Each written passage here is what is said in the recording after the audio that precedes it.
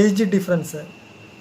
ഇപ്പോൾ സ്ത്രീയും പുരുഷനും തമ്മിൽ ഏജ് ഡിഫറൻസ് എത്ര വരെ ആകാം? വിവാഹത്തിൻ്റെ കാര്യം പറയുന്നത് കേട്ടോ. മുമ്പാണെന്ന് പറഞ്ഞു കഴിഞ്ഞാൽ ഒരു 15 വയസ്സ്, ഒരു 12 വയസ്സ്, 10 വയസ്സ്, അതിങ്ങനെ ഓരോ കാലം കഴിയും തോറും കുറഞ്ഞു വരാൻ തുടങ്ങിയില്ലേ. ഇപ്പോൾ പിന്നെ ക്ലാസ്മേറ്റ്സിൻ്റെയൊക്കെയാണ് കല്യാണം കഴിക്കുന്നത്. അപ്പോൾ അതിനെയും ഓവർടേക്ക് ചെയ്ത് പ്രായത്തിൽ കൂടിയ സ്ത്രീനെയാണ് വിവാഹം കഴിക്കുന്നത്. ഇതിൻ്റെ ശാസ്ത്രീയ വശം എന്ത്? അതായത് ബയോളജിക്കലി എന്തുകൊണ്ടാണ് പഴയ ആളുകൾ ഈ ഏജ് ഒരുപാട് ഡിഫറൻസ് ഉള്ള ആളുകളെ വിവാഹം കഴിച്ചിട്ടുണ്ടായിരുന്നത്? പറഞ്ഞോ അറിയാതെയോ അവർ സംഭവിച്ചു.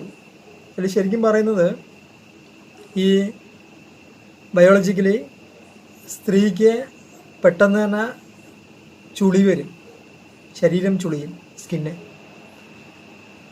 ആ പുരുഷൻ എന്ന് പറയുന്നത് പെട്ടെന്ന് തന്നെ നര വരും.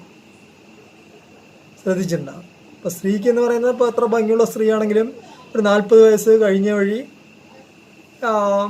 സ്കിന്ന് ചുളിയാൻ തുടങ്ങും. ഇപ്പോൾ പുരുഷനാണ് പറഞ്ഞാൽ മറ്റേ ഒരു നര പെട്ടെന്ന് തന്നെ വരും. പക്ഷേ സ്കിന്ന് ഈ 40 വയസ്സിൽ ചുളിയാറില്ല. ഇപ്പോൾ ഇപ്പോൾ ഒരേ ക്ലാസ്മേറ്റ്സിനെ കല്യാണം കഴിച്ച ടീമാണ്.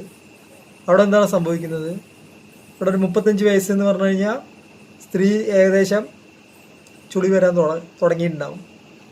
ഈ ചെക്കനും ആ സമയത്ത് ഏകദേശം 35 വയസ്സായിട്ടുണ്ടാവും. ആണുങ്ങൾക്ക് 35 വയസ്സ് എന്ന് പറയുന്നത് ഒരു വയസ്സേ അല്ല. മനസ്സിലായ? ഇപ്പോൾ 2 വയസ്സിനും 3 വയസ്സിനും മൂത്ത ആളുകളുടെ സ്ഥിതി അപ്പോൾ എന്തായിരിക്കും? പുരുഷനേക്കാൾ സ്ത്രീയാണ് 2-3 വയസ്സ് കൂടിയെങ്കിൽ. ഇപ്പോൾ പണ്ടുള്ള ആളുകൾക്ക് ഈ ശാസ്ത്രീയ വശങ്ങളും ബയോളജിക്കലും ഒന്നും അറിയില്ല. പക്ഷേ അവരിങ്ങനെ ആ സിസ്റ്റം ഇങ്ങനെ ഫോളോ ചെയ്ത് പോകുന്നു. അപ്പോൾ നമ്മുടെ ചാനൽ ഇഷ്ടപ്പെട്ടിട്ടുണ്ടെങ്കിൽ സബ്സ്ക്രൈബ് ചെയ്യുക, ലൈക്ക് ചെയ്യുക, ഷെയർ ചെയ്യുക.